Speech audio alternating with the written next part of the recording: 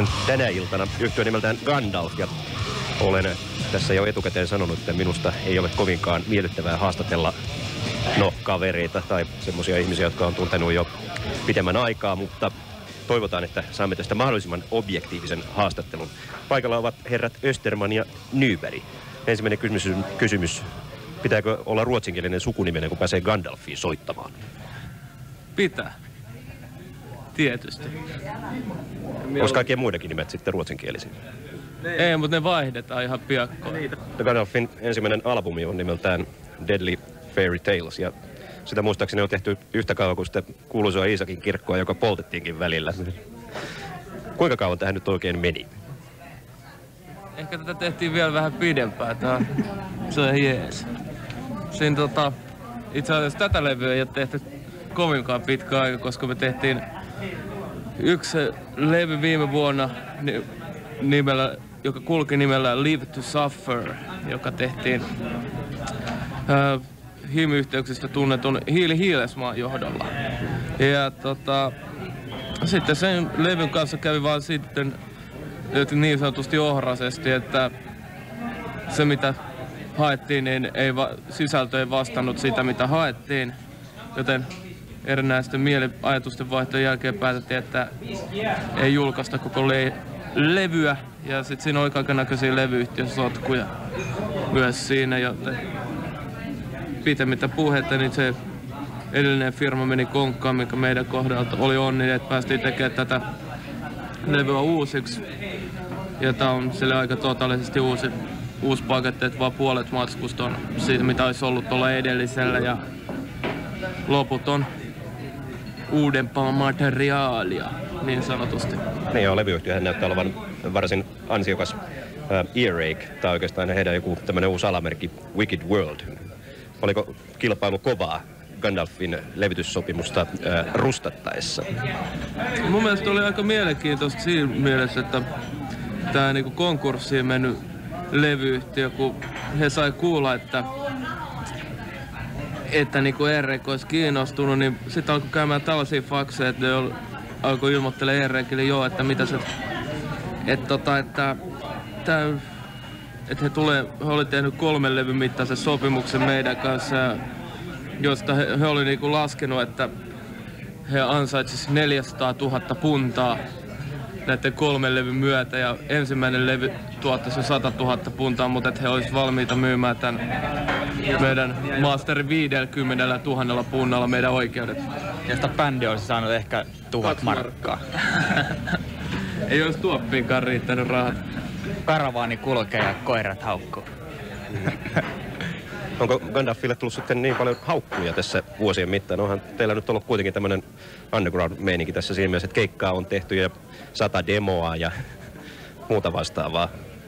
En tiedä, onko niitä demoja ihan 100 ollut. No, niin, mutta siis kyllähän tosta aikamoista huuttoa ja hammasta kiristystä tuli, kun tehtiin tää levy uudestaan vähän joka taholta ja epäiltiin. Ne on sellaisia saatana häviöjä, jotka siellä saatana vittu itkee. Jotkut vitun vammaiset tekee jotain vitu underground paskalevyjä siellä.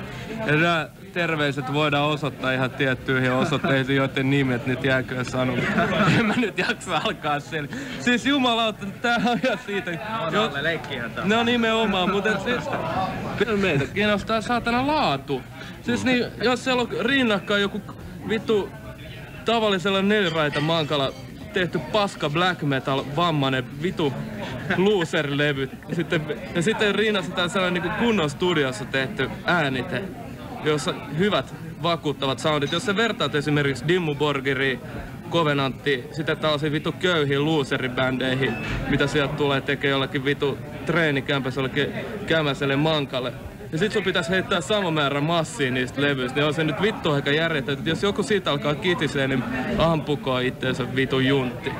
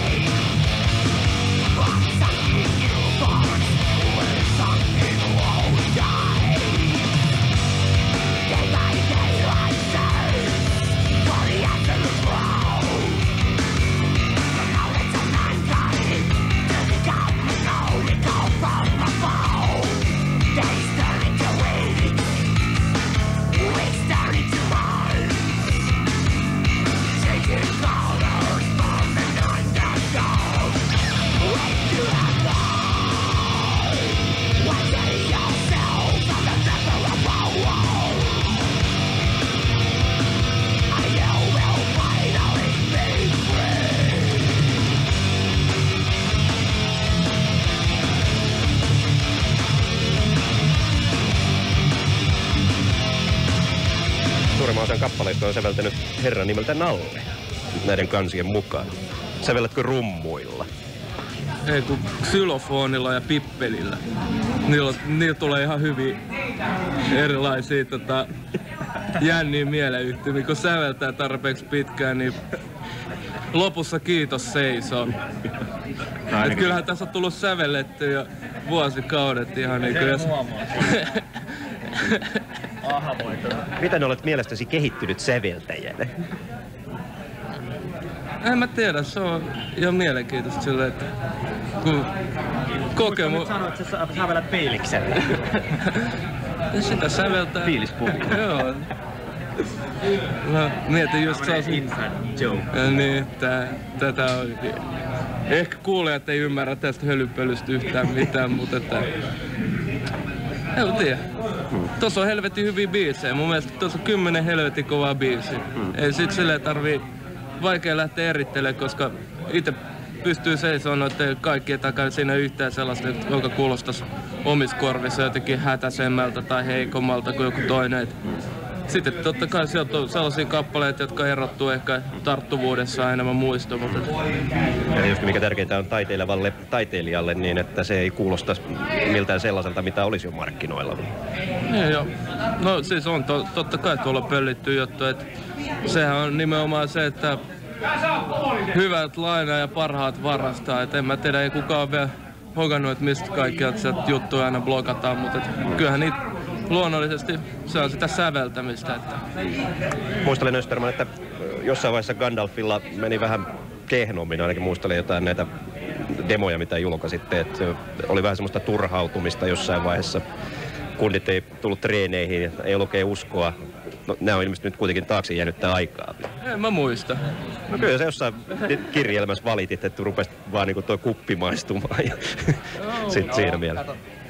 Se on tämmöistä vuoristorataa tää naimisissa olo orkesterin kanssa. Mekin ollaan kuitenkin, onko se nyt vuodesta 94 oltu enemmän tai vähemmän.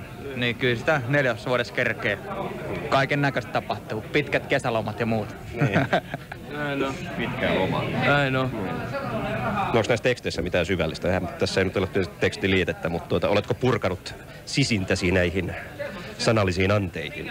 Joo, totta kai sieltä varmaan kannattaa jokaisen, jos haluaa tekstejä alkaa silleen mietiskelemään, niin kannattaa käydä ostaa toi levy tuolta kaupasta ja vilkuilla niitä. Et kyllähän sieltä on kaiken näköistä tarinaa, mitä mieleen juolahtaa. Et onhan siellä tätä syvää tuskaa, mitä elämä pitää sisällä. Ja sitten myös tätä autuaalista onnea, mikä niinku orgasmitulva. Euforista olotilaa. Siellä vaikka mitä. Siellä on itse asiassa mun mielestä aika helvetisti on olemassa näitä bändejä, jotka pistää pelkästään taas pateettisesti niinku angstia hakee ja ihan sellaiset pimeät voimat vallitsee. Sitten joku niinku bändit, monet niinku tuo Blackis-osasto on, mikä mua aina sille on vähän hämää. Itse asiassa ihan vitusti. Black metal. Ne on silleen saatana, että siellä on niinku, että katsellaan niitä, että bändit yrittää olla pimeämpiä kuin joku toinen. Ja en mä tiedä, onko se nyt niin paha kuin mitä se oli joskus. Koska mä en sitä skeneä jaksa siihen hirveästi seurata, mutta joka tapauksessa niin ei se ole kuitenkaan ainoa. Siis varmasti jokainen ihminen kokee kaiken näköisiä tunteita, ei pelkästään, että ruvettaisiin vetää naru kaulaa ja hyppää sitten jostain kympistä alasta.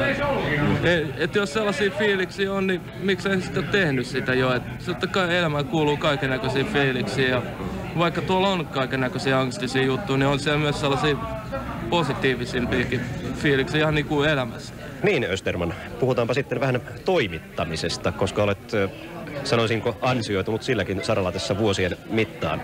No nyt tietysti sitten voidaan ajatella, että helppoa se siellä on sitten haukkua kaikkien muiden levyjä ja sitten nostaa tällä tavalla kenties omaa profiilia. Mutta onko se nyt ihan näin? Niin, no se on aina mielipiteet on mielipiteitä, enkä mä ole levyarvostelua tehnyt melkein vuoteen, joten aika paljon haukkui tuli siihen aikaan vielä, kun mä kirjoitin rumbaan. Mutta siihen mä en ole todellakaan kirjoittanut yli vuoteen ja sitten voi vaan todeta, että jokainenhan voi verrata meidän levyä sitten kaikennäköisiin markkinoilla oleviin muihin tuotoksiin. Ja se on totta kai, jos joku haluaa pelkästään nostaa niin kuin jotenkin esille mun kirjoittamiset ja sitten vähätellä meidän ansioita musiikin tekijöinä, niin totta kai hänellä on ihan täysi oikeus siihen, mutta mä oon siinä mielessä helvetin onnekkaassa asemassa, että mä oon onnistunut yhdistää intohimoni siihen niinku musiikin tekemiseen ja silleen musiikki on aina ollut mun intohimo ja sydäntä lähinnä. Jos joku kuvittelee, että rocklehti kirjoittamalla ansaitsee rahaa, niin voi alkaa kirjoittaa ihan vapaasti rumbaa ja sitten miettiä sen jälkeen, että kannattaako tämä. Että siinä on niinku ihan muista asioista kysymys. No jos sä ajattelet esimerkiksi Suomi Finland perkeleeseen ja kirjoittaa Sami Tenets, joka soittaa Thai Serpentissä. Ja täällä on monia muitakin. Niko Hartonen laulaa diireissä.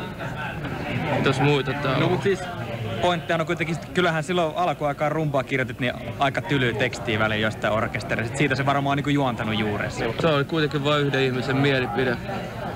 Ja jälleen kerran niin mielipide silleen niin kuin tästä yhtyeestä Gandalfista. Niin, ja sitten, mitä se sitten, jos joku rinnastaa tämän yhtyeen siihen, mitä tulee kirjoittamiseen, niin silloin tavallaan päässä vikaa. Koska mä en ole luopunut periaatteesta, niin kuin, eli musiikista, jonkun muun homman vuoksi, että mä menisin vaikka jonnekin Raksalle duuniin silleen, ja sitten silloin tällöin ehkä soittaisin jotain hanuria jossain. Niin, tai jakamaan postia. Niin, tai jakamaan postia.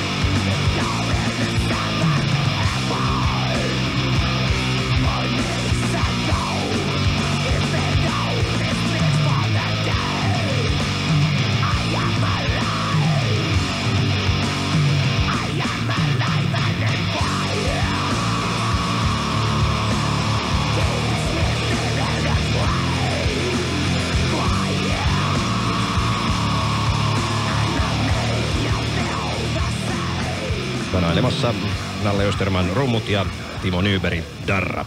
Gandalfin